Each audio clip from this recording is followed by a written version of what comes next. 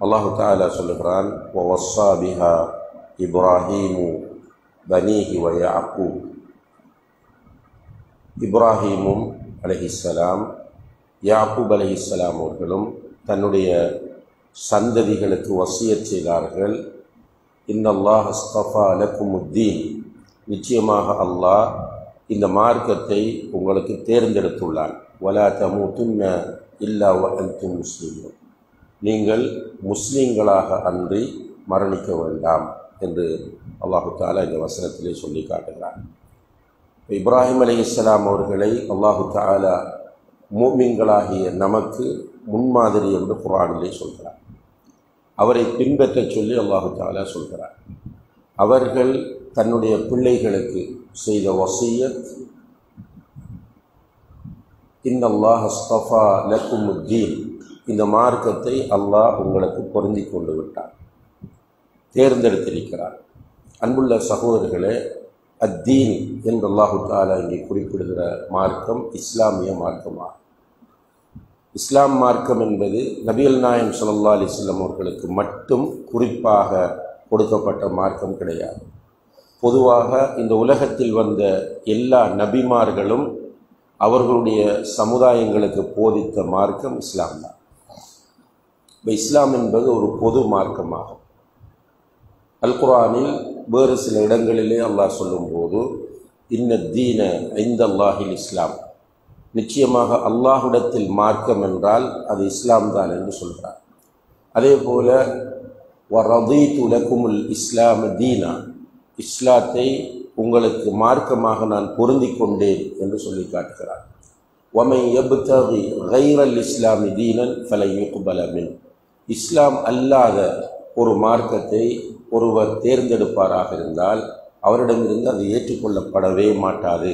வஹுவ ஃபில் ஆখিরাতি மினல் காசிரீன், நாளை மறுமையிலே அவர் நஷ்டவாளிகளில் ஒருவராக இருப்பார் என்று சொல்லி காட்டுகிறார். எனவே அல்லாஹ்விடத்தில் அங்கீகரிக்கப்பட்ட ஒரே மார்க்கம் இஸ்லாமாகும்.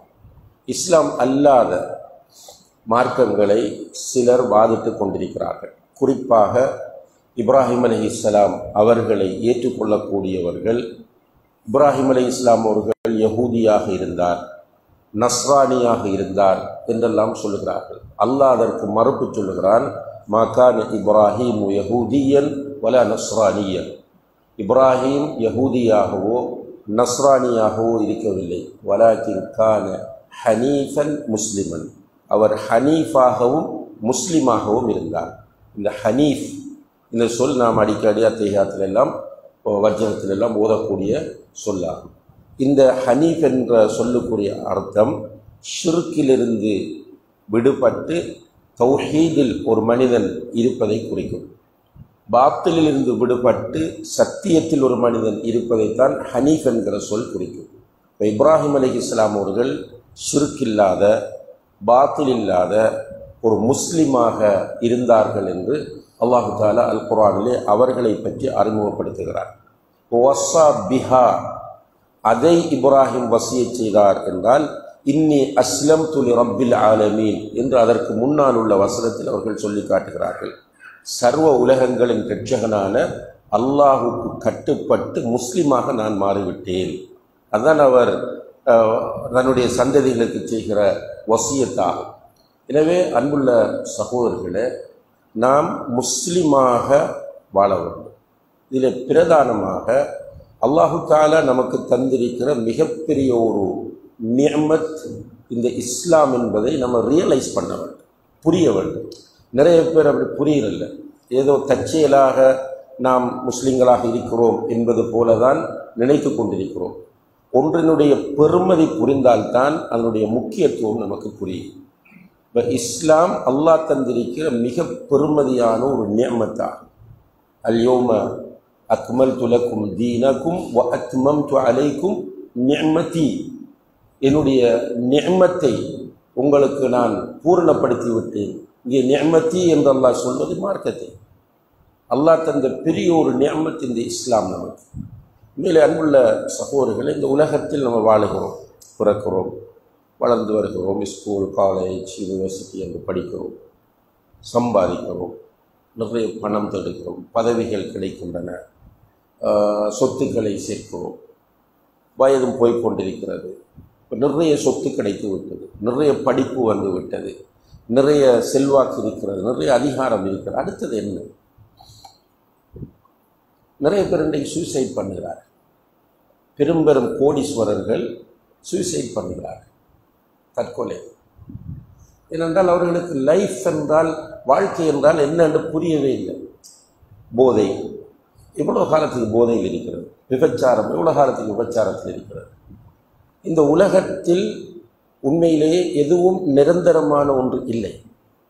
எதுவுமே நிரந்தரம் கிடையாது, போய்கொண்டே இருக்கும், மாறி மாறி வந்து கொண்டிருக்கும். தில்கல் ஐயாமும் நுஜாவிலுஹா பைனன் நாஸ். அந்த காலச்சக்கரத்தை நாம் மாறி மாறி சுழலச் செய்வோம். மாறி மாறித்தான் சுழன்று கொண்டிருக்கிறது. ஒவ்வொரு நிலையையும் எடுத்து பாருங்கள், நம்முடைய நிலைகளை. சில நேரம் நல்ல வசதியோடு இருப்போம், திடீரென கையில் ஒன்றும் இல்லாமல் போகும்.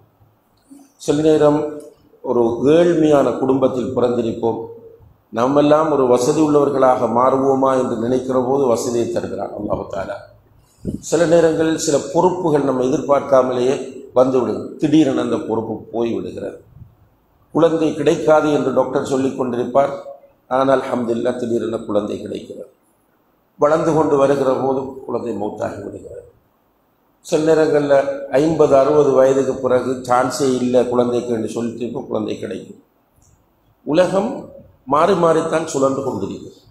இந்த மாறி மாறி சுழலக்கூடிய உலகத்தில் 950 வருடங்கள் ஒரே ஒருவர் தான் வாழ்ந்தார், நூஹ் அலைஹிஸ்ஸலாம் அவர்கள் மட்டும். நபி ஸல்லல்லாஹு அலைஹி வஸல்லம் அவருடைய வருகைக்கு முன்னால் உள்ளவர்களுடைய வயதெல்லையை பற்றி அல்லாஹு தஆலா எதுவும் சொல்லவில்லை. ஆனால் நபி ஸல்லல்லாஹு அலைஹி வஸல்லம் அவருடைய உம்மத்தினருக்குரிய வயதை அல்லாஹ் லிமிட் பண்ணிவிட்டார்.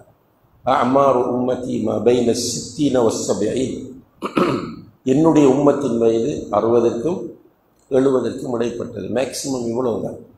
அதிலும் ஒரு 30-35 வயதாகும் போது பலவீனம் அடைகிறோம், நோய் வருகிறது. 40 ஆகும்போது நமக்கு நோய் கொடுக்கிறது. 50-60 ஆகும்போது ஒன்றும் முடியலை, நம்மளால் நிறைய இறுக்கி சாப்பிட முடியலை. அழகான பெட்ரூம் இருக்கு, தூக்கம் இல்லை, ரைட், எல்லாம் இருக்கு, மன நிம்மதி இல்லை. என்ன பிரச்சனை என்றால், நமக்கென்று இந்த உலகத்தில் இருக்கிற வழிகாட்டல்களை நம்ம கண்டுகொள்ளவில்லை. இந்த உலகத்தில் இருக்கிற இந்த 65-70 வருடங்கள் நம்ம வாழ்வதற்கான அழகான வழிகாட்டல் இஸ்லாத்தில் மட்டும்தான் இருக்கிறது. எல்லாம், அதாவது இந்த நம்மட நிலைமை என்னென்றால், குருடன் யானை பார்த்த கதை என்று சொல்வார்கள். ஒருவன் காலை பிடித்து பார்த்துவிட்டு இந்த யானை உரலை போன்றது என்று சொன்னாராம். இன்னும் ஒருவன் காதை தொட்டு பார்த்துவிட்டு யானை சுலகு போன்றது, சுலகுன்னு சொல்ல அரிசி உடைக்கிறதுக்கு சுலகு போன்றது என்று சொன்னாராம். இப்படி யானையின் ஒவ்வொரு பார்ட்ஸையும் தொட்டு தொட்டு பார்த்துவிட்டு இதுதான் யானை, இதுதான் யானையுடைய வடிவம் என்று சொல்வது போல நாமும் என்ன நினைத்து கொண்டிருக்கிறோம் என்றால், இஸ்லாம் என்று சொன்னால் சிலர் நினைக்கிறார்கள் 5 வக்து தொழுவது, ஹலாஸ் 5 வக்து மாஷா அல்லாஹ் ஜமாத்தோடு தொழுவார். வேற ஒரு இஸ்லாம் ஒரு இடம் இருக்காது. இன்னும் சிலர் நீங்கள் பார்த்தால் இந்த தொழுகை 5 வக்தில் தொழுகை என்பது கொஞ்சம் தொழுதுட்டோம்னா ஓகே. அதிலையும் சிலருடைய மென்டாலிட்டி என்னென்னா, வெள்ளிக்கிழமை தொழுதா போதும், பெருநாள் தொழுதா போதும், அல்லது நிக்காக பள்ளியில் வச்சுட்டா போதும், அல்லது நிக்காக நடக்கும்போது ஒரு மௌலவியை கூட்டிகிட்டு போய் அந்த ஃபங்க்ஷனை நடத்தினா போதும், அல்லது ஜனாசா என்று வந்தால் அதில் ஒரு மௌலவியை முன்னிலைப்படுத்தி தொழுகை நடத்தி அழைக்கினா சரி. இப்படி ஒவ்வொருவரும் இஸ்லாமை அவருடைய விருப்பத்திற்கும் அவருடைய டேஸ்ட்டுக்கும் பார்த்து கொண்டிருக்கிறார்களே தவிர, இஸ்லாமை ஒரு லைஃப் ஸ்டைலாக பார்ப்பவர்கள் மிக குறைவு. லைஃப் ஸ்டைல் என்றால் வாழ்க்கை முறை முழுக்க இஸ்லாம் தான். ட்ரெஸ்ஸிங் இஸ்லாம், சாப்பிடுவது இஸ்லாம், ஹேர் கட்டிங் இஸ்லாம், வீடு கட்டுறது இஸ்லாம், பிஸ்னஸ் செய்கிறது இஸ்லாம், குடும்பம் நடத்துறது இஸ்லாம், பிள்ளை வளர்க்குறது இஸ்லாம், வெளியே பள்ளியில் வெளியே பேசிக்கு நிற்கும் போது இஸ்லாம், ரோட்டில் நிற்கும் போது இஸ்லாம், எல்லாத்துலேயும் இஸ்லாம் தலையிடுகிறது.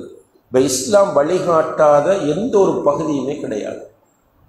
ஆனால் நீங்கள் நல்லா பாருங்கள், இன்றைக்கு முஸ்லீம் என்று சொன்னால் யார் என்று பார்த்தால் பொதுவாக இந்த 200 கோடி முஸ்லீம்கள் இருக்கிறார் உலகத்தில் சுமார்.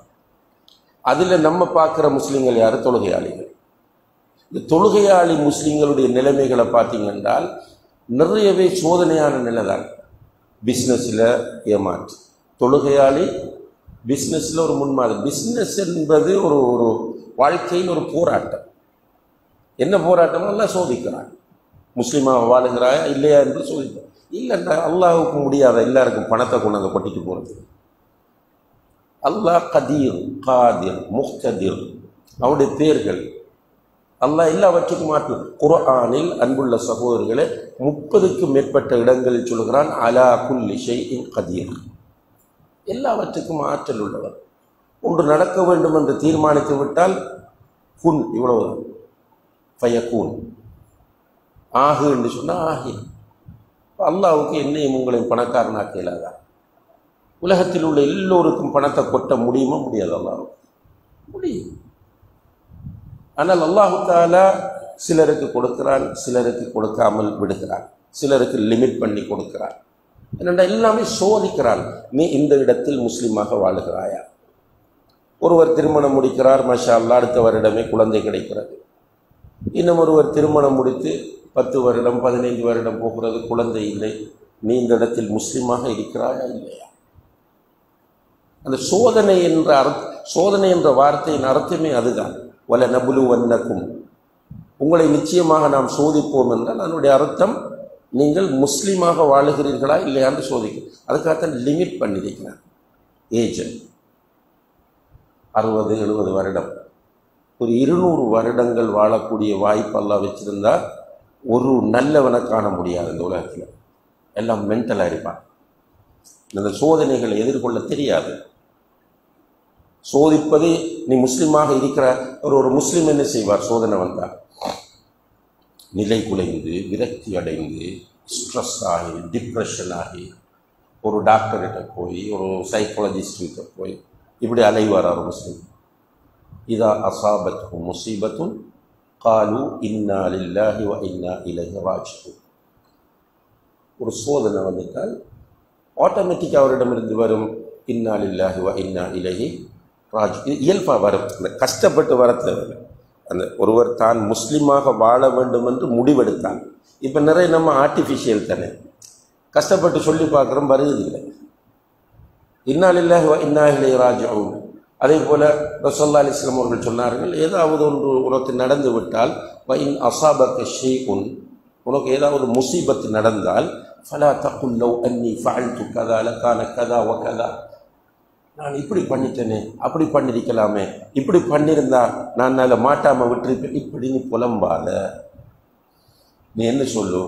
கத்தர் அல்லாஹு வ மா ஷாஅ ஃபஅல். இது அல்லாஹ் எனக்கு எழுதினது, அவன் நாடுகிறபடி நடக்கிறது. இவ்வளவு. இது இயல்பாக உணர்வு பூர்வமாக வந்தால் ரிலாக்ஸ், நிம்மதி. இந்த உணர்வு பூர்வமாக இயல்பாக வர வேண்டும் என்றால் அவர் ஒரு முஸ்லீமாக இருக்க வேண்டும்.